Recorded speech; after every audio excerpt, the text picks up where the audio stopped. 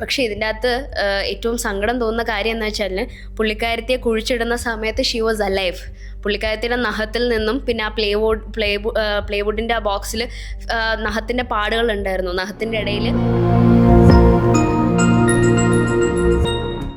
Dancing on the grave ഇതായിരുന്നു ആ കേസിന് മീഡിയക്കാർ കൊടുത്ത ടൈറ്റിൽ. ഇത് സ്വാമി ശ്രദ്ധാനന്ദ വേഴ്സസ് സ്റ്റേറ്റ് ഓഫ് കർണാടക പറഞ്ഞ കേസാണ്. അതാണ് എൻ്റെ സൈറ്റേഷൻ. ഇത് സംഭവം എന്താണെന്ന് വെച്ചാൽ ഷാക്കിരി ഖലീലി എന്ന് പറഞ്ഞ് നമ്മുടെ മൈസൂർ ദിവാൻ്റെ കൊച്ചുമോളായിരുന്നു. ഇത് 1970s അങ്ങനെ എങ്ങോട്ടോ നടക്കുന്നത്, ഇച്ചിരി പഴയ കേസാണ്. അപ്പോൾ ദിവാൻ്റെ മോളായിരുന്നു പുള്ളിക്കാരത്തി. വെരി ബ്യൂട്ടിഫുൾ ആയിട്ടുള്ളൊരു സ്ത്രീയായിരുന്നു. എന്നിട്ട് അക്ബർ ഖലീലി എന്ന് പറഞ്ഞ ഒരു ഡിപ്ലോമാറ്റിനെയാണ് കല്യാണം കഴിച്ചത്. അതിൽ പുള്ളിക്കാരത്തിക്ക് 4 മക്കളുണ്ട്.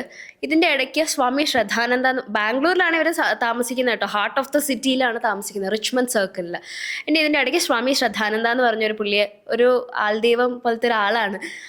പുള്ളീനെ പരിചയപ്പെട്ടിട്ട് എനിക്ക് ബാംഗ്ലൂരിൽ കുറച്ച് സ്ഥലമുണ്ട്, എനിക്ക് അവിടെ ഒരു വലിയ ബിൽഡിംഗ് ഒക്കെ പണിയണം. ബിക്കോസ് അവരുടെ ആൻസിസ്റ്റേഴ്സൊക്കെ അങ്ങനത്തെ ബിൽഡിംഗ് ഒക്കെ, ആ ഒരു ജീൻ ഉണ്ട് ഷാക്കിരിക്ക്. അതിനുശേഷം പിന്നീട് അക്ബർ ഖലീലിയും ഷാക്കിരിയും ഡിവോഴ്സാണ്. അവർ മുസ്ലിംസാണ്. തലാഖോ എന്തോ പറഞ്ഞിട്ട് അവരുടെ മുസ്ലിം റൈറ്റ്സ് പ്രകാരം അവർ പിരിയുകയാണ്. പക്ഷെ പിരിഞ്ഞ 6 മാസത്തിനുള്ളിലാണ് സ്വാമി ശ്രദ്ധാനന്ദ ആയിട്ട് ഷാക്കിരി കല്യാണം കഴിക്കുന്നത്. ന്യൂസിലും ആർട്ടിക്കിൾസിലൊക്കെ വന്നത് പുള്ളിക്കാരത്തിക്ക് ഒരു മകനെ വേണമായിരുന്നു. ആ മാരേജിൽ അക്ബർ ഖലീലുമായിട്ടുള്ള മാരേജിൽ 4 പെൺമക്കളായിരുന്നു ഉണ്ടായിരുന്നത്. അപ്പോൾ പുള്ളിക്കാരത്തിക്ക് ഭയങ്കര ഒരു ഡെസ്പറേറ്റ് ആയിരുന്നു, ഒരു ആൺകുട്ടിയെ വേണം എന്ന് പറഞ്ഞിട്ട്. അപ്പോൾ സ്വാമി ശ്രദ്ധാനന്ദ അത് ഓഫർ ചെയ്യുകയും അങ്ങനെയാണ് ഇവർ കല്യാണം കഴിക്കുന്നതെന്നാണ് പറയുന്നത്. എന്നിട്ട് കല്യാണം കഴിച്ച് ഒരു 2-3 years ആയി. ഇതിൻ്റെ ഇടയ്ക്ക് ഇവരെ സ്വാമി ശ്രദ്ധാനന്ദയെ കല്യാണം കഴിച്ചുകൊണ്ട് ഷാക്കിരിയുടെ ഫാമിലീസ് ആരും തന്നെ ഷാക്കിരിയെ തിരിഞ്ഞു നോക്കുന്നില്ല. ഒരു കോണ്ടാക്റ്റിലും like she was dead to us എന്നുള്ള രീതിയിലായിരുന്നു അവർ പറഞ്ഞിട്ടുണ്ടായിരുന്നത്. പക്ഷേ ഷാക്കിരിയുടെ 2ാമത്തെ മകൾ മുംബൈയിൽ മോഡലായിരുന്നു. മകൾ മാത്രം അമ്മയായിട്ട് കോണ്ടാക്റ്റിലുണ്ടായിരുന്നു. അപ്പോൾ എന്നും സംസാരിക്കുകയും കാര്യങ്ങളൊക്കെ ചെയ്യുന്നുണ്ടായിരുന്നു.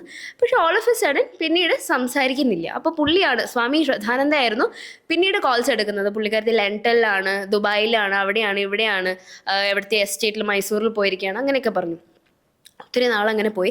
പക്ഷെ പുള്ളിക്കാരത്തിക്ക് ഒരു ഡൗട്ട് തോന്നിയിട്ട് പുള്ളിക്കാരത്തി തിരിച്ചു വരികയാണ്. ബാംഗ്ലൂരിൽ വന്ന് നോക്കുകയാണ്. വന്നപ്പോഴും അമ്മ ഇവിടെ ഇല്ല, അമ്മ US-ലാണ്, ഇനി തിരിച്ചു വരില്ല എന്നൊക്കെ പറഞ്ഞു.